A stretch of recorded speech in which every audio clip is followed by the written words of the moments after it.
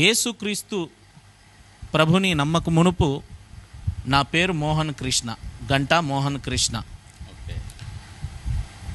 నేను ఒక హిందూ కుటుంబంలో జన్మించాను. మా తల్లిదండ్రికి నేను ఒకే ఒక కుమారుణ్ణి. మా నాన్న భయంకరమైన తాగుబోతుడు. తాగు వచ్చి మా అమ్మని భయంకరంగా కొడుతూ ఉండేవాడు, చాలా చిత్రహింస చేసేవాడు. మా నాన్న భయంకరమైన తాగుబోతుడే, తాగు వచ్చి మా అమ్మగారిని కొట్టేవాడు. కానీ సమాజంలో ప్రజలందరూ మా నాన్న గురించి చెప్పే మాట, మీ నాన్న చాలా మంచివాడు, చాలా ప్రేమ కలిగిన వాళ్ళని గ్రామంలో ఉన్నటువంటి ఊరిలో ఉన్నటువంటి ప్రజలందరూ మా నాన్నగారి గురించి మంచిగా సాక్ష్యం చెప్పేవాళ్ళు.